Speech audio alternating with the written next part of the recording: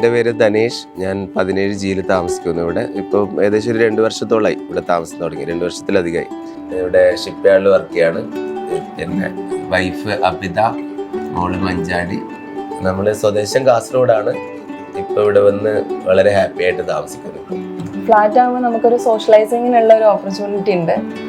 അതേപോലെ തന്നെ നമുക്ക് പ്രൈവസി ഒന്നും നഷ്ടപ്പെടുന്നില്ല. അപ്പോൾ അതുകൊണ്ടാണ് നമ്മൾ ഫ്ലാറ്റ് തിരഞ്ഞെടുക്കാനുള്ള കാരണം. ഇപ്പോൾ ഗേറ്റഡ് കമ്മ്യൂണിറ്റി ആയതുകൊണ്ട് തന്നെ നമുക്ക് സേഫ്റ്റിന്റെ കാര്യത്തിലൊന്നും ടെൻഷനോ കാര്യങ്ങളൊന്നും വേണ്ട കാര്യമില്ലല്ലോ. ദേശായിനെ സംബന്ധിച്ച് കാരണം അവർ അഫോർഡബിൾ പ്രൈസിങ്ങിൽ തന്നെ അത്യാവശ്യം ഒരു ലക്ഷറി അമ്യൂണിറ്റീസ് തന്നെ കൊടുക്കുന്ന പറയും. ഇപ്പോൾ പൂളായാലും ജിമ്മായാലും ചിൽഡ്രൻസ് പ്ലേ ഏരിയ, ഒരുപാട് അമ്യൂണിറ്റീസ് ഉള്ളതായിട്ടാണ് എനിക്ക് തോന്നി. ഈ ഫ്ലാറ്റിന്റെ പൊസിഷനിങ് ആണ് ഏറ്റവും ഇഷ്ടപ്പെട്ടത്. പ്രത്യേകിച്ച് നമ്മളെ കമ്മ്യൂണിക്കേഷൻ ഫെസിലിറ്റീസ് ഇവിടുത്തെ മെയിൻ ടൗണിൽ നിന്ന് പോയി വരാനും കാര്യങ്ങളൊക്കെ വളരെ അടുത്താണ്.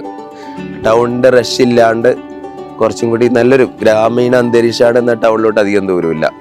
അതാണ് ഏറ്റവും ഒരു പ്ലസ് പോയിന്റ് ആയിട്ട് എനിക്ക് തോന്നി. ഇവിടെ മെയിൻ റോഡിൽ തന്നെയാണ്, വൈപ്പിൻ മുനമ്പൻ റോഡിൽ തന്നെയാണ് ഈ ഫ്ലാറ്റ് വരുന്നത്. ഒരിക്കലും എനിക്ക് ഇവിടെ വാല്യൂ കുറയും തോന്നില്ല. ഇനി കൂടാനുള്ളൊരു ചാൻസ് എനിക്ക് തോന്നുന്നു. ഇനി ഒരു ഇൻവെസ്റ്ററിനെ സംബന്ധിച്ചിടത്തോളം അത് അവർക്ക് ഒട്ടും ആലോചിക്കാതെ തന്നെ ഇൻവെസ്റ്റ് ചെയ്യാൻ പറ്റുന്നതാണ് എനിക്ക് തോന്നുന്നത്. താഴെ ആയാലും നമുക്ക് അത്യാവശ്യം ഈ ടൗണിലാകുമ്പോൾ എന്താ വെച്ചാൽ ഞാൻ അധികം കണ്ടില്ല, ഫ്ലാറ്റിൽ വലിയ ഏരിയ ഉണ്ടാവില്ല, ചെറിയൊരു കോമ്പൗണ്ട് ഫ്ലാറ്റ്. പക്ഷെ ഇവിടെ ആകുമ്പോൾ നമുക്ക് അത്യാവശ്യം ഫ്ലാറ്റിന് ചുറ്റും ഒരു വാക്കിങ്ങിനുള്ള ഓപ്ഷൻസ് ഉണ്ട്.